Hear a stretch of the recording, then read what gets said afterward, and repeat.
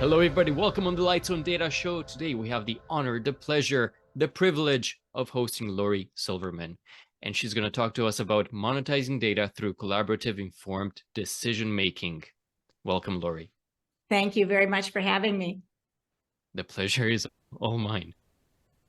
For those that don't know you somehow, can you please tell us a little bit about yourself and your expertise? The beginning of my career and the end of my career have to do with the same thing. So I feel like I've been bookended somewhere. At the beginning of my career, when I was in my 20s and my 30s, I was an organization development consultant, and we were working with companies to do exactly the same things we're trying to do today, which is how do we shift culture so that we can embed data into all the decisions that are being made inside of organizations. And we did that enterprise-wide very successfully. I'm a strategist, so I left that work and I went and I did some other things. Strategic thinking, strategic planning, wrote a couple of books in business storytelling. And then in 2015, as a result of a chapter in the book, Business Storytelling for Dummies, that we wrote on what do we do with data, I came back to the field and I did some research and I went, what is it that's going on? And what is it that I perceive that's missing? One of the core things that I saw was missing was that there was no methodology for decision-making. At the beginning of my career, we had methodologies. We'd have a 7-step methodology for problem solving, one for innovation, one for continual improvement, and one for standardization. Because if you don't standardize processes, the data only tells you about the variability and what people are doing. But here in 2015, and even today, you don't find methodologies to help people throughout an enterprise think about how to embed data into their day-to-day or strategic decisions. So that's what I've been focused on is that methodology and creating one with a colleague. That's something that any organization needs to look into and start adopting. One would hope so, but I think that there is a shift in mindset that has to take place before this can happen. And that is the industry right now is focused on data governance, data strategy, data quality, data cleansing, data warehousing, data marketplaces. And I'm saying, whoa, no, you're focused on the beginning piece. That doesn't get you value. Value is when we actually use the data, consume it. And I've had a lot of pushback on that term, but you can consume data as you're going through this process. And we have to start focusing on the decision itself. And what's the value of the decision? But that mindset shift, I'm starting to think is as big as the one where we had to make, where we said, hey, you know what? The solar system doesn't revolve around the Earth, it revolves around the sun. And so I think it's going to take us a really long time to get over here. But I've chosen to stay in this space and to promote this work. Well, and thank you for doing that. It's very interesting because I feel that we're shifting between two opposites, polar opposites. One is, no, we don't care about data at all. It's just the business and the old way, traditional way of doing things, versus, oh, it's all about the data and we're not even focusing on the business part. We're not aligning our data strategy with the business strategy, and that creates an issue. Exactly. I've worked across 25 different industries with C-suite leaders over my career, and they're all focused on business value, hands down. Necessarily want to talk about data. They just want to talk about how can I grow my business? How can you cut my costs? How can you increase my revenues? How can we bring a new product line or a new service to market? Or what if we need to merge with another organization? Those are the things that they're concerned about. And so, of course, I think that we're in that dilemma. But the challenge is this, and that is when you have two polar opposites, there's always a third piece. There's always a third piece that joins them together. And so these two are two truths. But how do we learn to bring them together into a consonant whole? And that's what I hope what we've done with our methodology on decision making that we call making smarter decisions with data, is that we've taken these two dichotomies and said we need to bring them together because both are important. We can't ignore the data, because I'm not saying that. We also can't ignore the business value that leaders are looking for inside their organizations. And that's where the monetization piece comes. Right. A colleague of mine said, maybe in terms of of calling it data driven, let's call it data informed. Yes, absolutely. It is data informed. I talk about this in a paper I wrote on monetizing data through collaborative informed decision making. And the reason for that is that a couple things. One is that intuition is a form of data.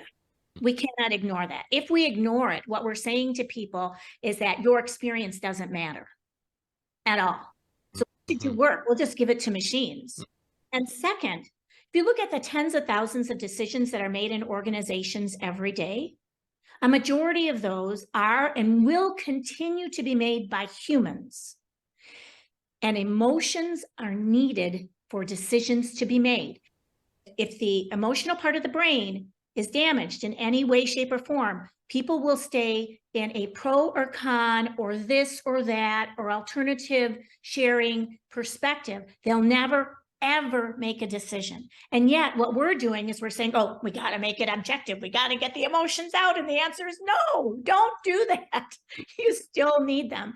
And so again, in the decision-making framework that we've created, it truly is about data informed. How do we bring these pieces together? And then how do we deal with unknown and unknowable data? So let's talk a little bit about this collaborative data informed decision.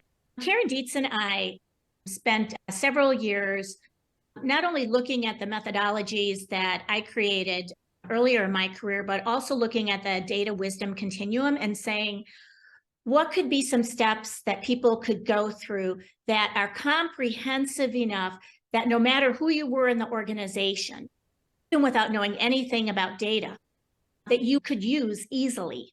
And so we created this method that we call SMARTER. The first step of SMARTER, which is setting the context, for us, is the most important step in the entire process and is often ignored. This has to do with business value. Now, it's more than just saying what's the decision that needs to be made or what's the problem you're trying to solve, and also stating it in actionable form. Because if you state it as a knowledge question, all you're going to get is a knowledge insight. That's not going to lead you to action.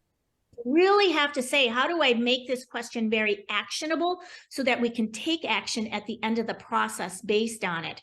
But we also have to think about some of the things related to change. What's the pain and urgency to even get an answer to this decision? Who cares about this? Who are the core stakeholders around it? What'll be done with the results? And then for me, has a decision already been made? Because if a decision's already been made, don't go through the process. You're just wasting your time. What I say to people is just go implement the decision. If it's not going to kill anybody or lose hundreds of millions of dollars or whatever your currency is, go try it. Go try it. And if it works, great. And if it doesn't, then reverse your decision and try something new. Maybe then you'll listen to the methodology or the process itself. But without doing this step, you cannot have an insight, a meaningful insight. You'll get interesting insights. Yeah. Oh yeah, that's really interesting. But you won't get, oh my gosh, this is what we need to do different. Now let's take action on it. So after setting the context, then we go into things that most people in the data analytics arena know very well. Managing the data, which is collecting and organizing the data, and do we have the right data? Assuring confidence is the third step or the third stage. We tweak this a bit because it's not just about data quality. What I've learned over my lifetime is that also in terms of influence has to do with, do we trust all the people whose hands are on this decision-making process? Because if there's one person in it I don't trust, I'm not going to trust the outcome. So you have to think about the people portion of this as well. And then the R stands for reveal insights. We believe that when you're looking at a decision, that three potential insights can emerge.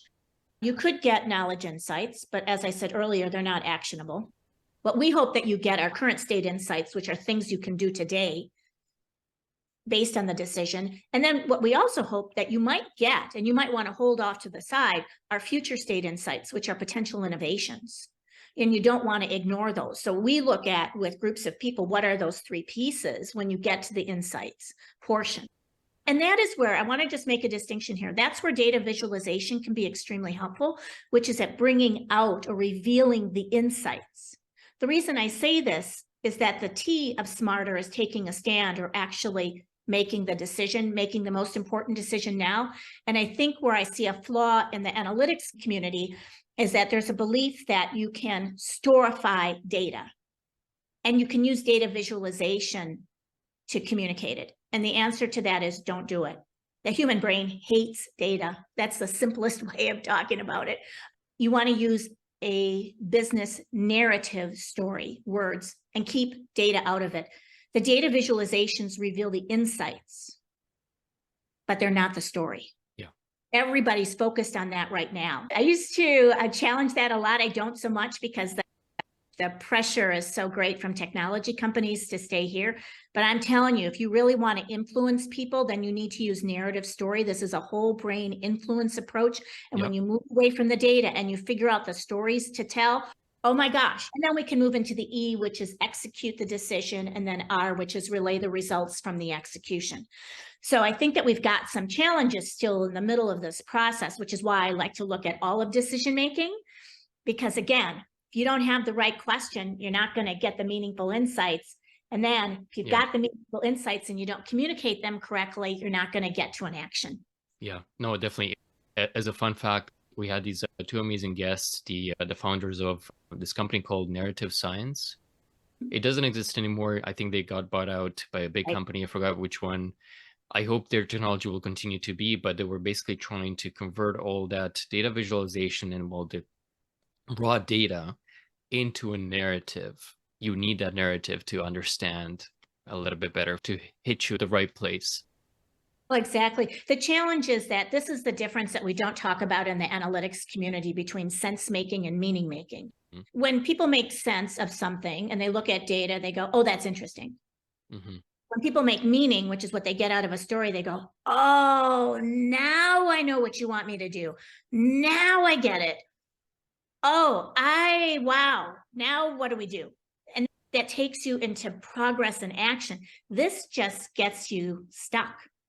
And that's where we are. And that's why I think sometimes we're not making progress. We have great studies that are taking place in the analytics community, but we're just not getting this next leap to action. Yeah. All right. So why should people care about this? Okay. Questions that I ask CEOs all the time, because I get the opportunity to speak at Vistage events and other places where I get groups of CEOs. And what I say to them related to this methodology when I introduce it is, what's the cost in your organization of making the wrong decision? What's the cost of not making a decision at all? Saying, here's what we need. We know we need to take care of this, but we delay and delay and delay, and then it never gets done and it moves on to the next group of people. And what's the cost of that? Or what's the cost of taking too long to make a decision? Or what's the cost of making the right decision and then not fully implementing it or not implementing it at all? And that's when their ears perk up. Their ears don't perk up when it comes to the data, but when it's like, oh, yeah, because I can say to them, tell me about decisions that have been made in the past that were wrong. And they have a litany of those. What was the cost of each of those to your business? And how long did it take you to make those? And if you had even made one of those correctly, what would the impact have been on the bottom line? That's when they start to say, you know what? We need to start thinking about a more comprehensive or rigorous approach to decision making. Because like I said, right now, we don't give that to people, right? We say, oh, let's teach them data. Let's teach them statistics. Let's teach them visualization, but we don't teach them how to think. Mm-hmm. So for me, it's how do we teach people how to think? New Vantage Partners in their last report that came out in early 2021 said this. They said that chief data officers need to be focused on decision making, and they need to find people in the organization who can bring in methodologies to do this. And I'm right with them. Well said. What are your top tips, best practices? First of all, I think the thing that bothers me a little bit in the analytics community is that we've compartmentalized data analytics. We just do it in projects. And we have to start looking at bringing this into the work of all employees inside of an organization. If you think about decision making, that's where they can attach to. And if you give them a methodology like this, every single business process they touch day in and day out has key decisions that need to be made.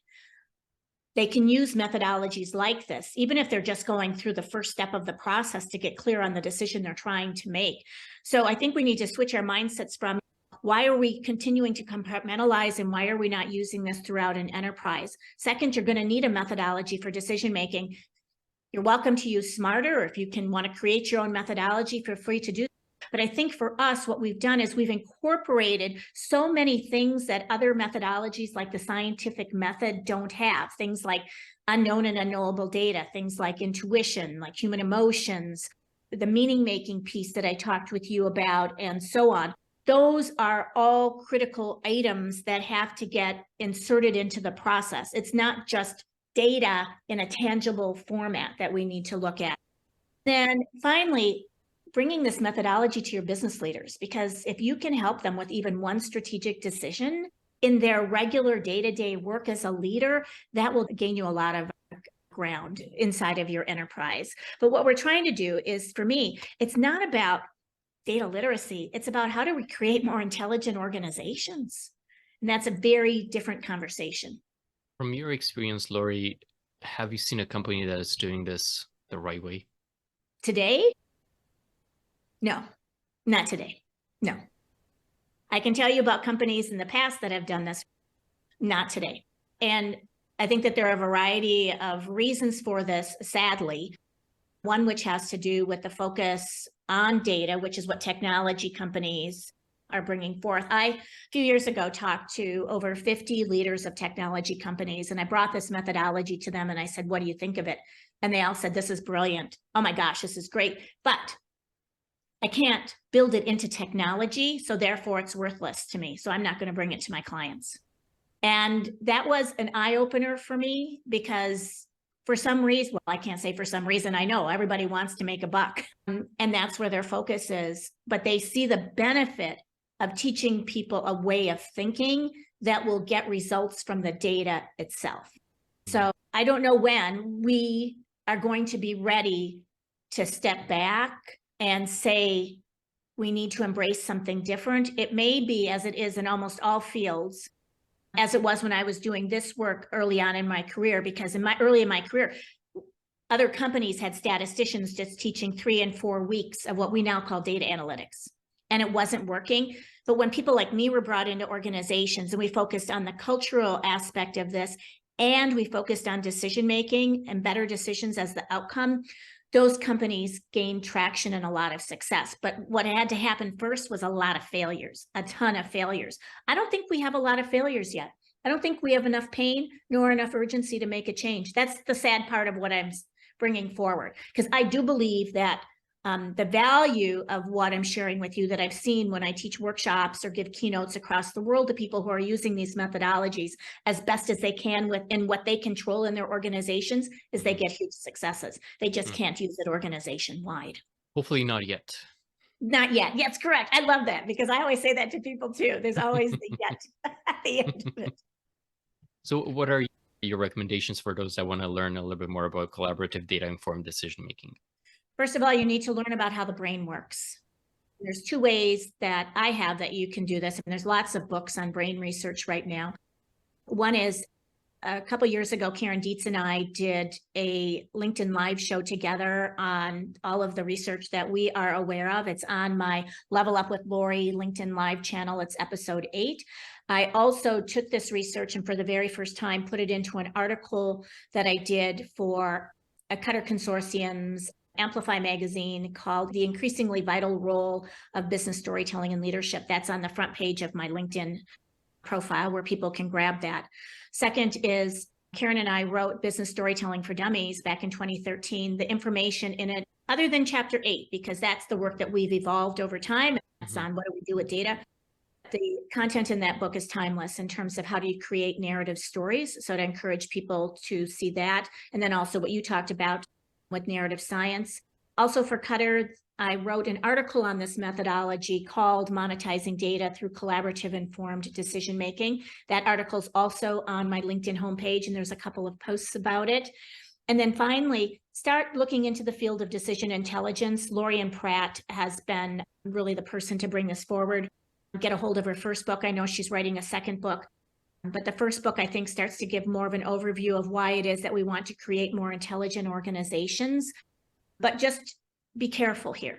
And my carefulness is that the technology arena has hijacked this term, and they're starting to see that decision intelligence is only the use of technology to help companies become more intelligent. That's not what I'm talking about.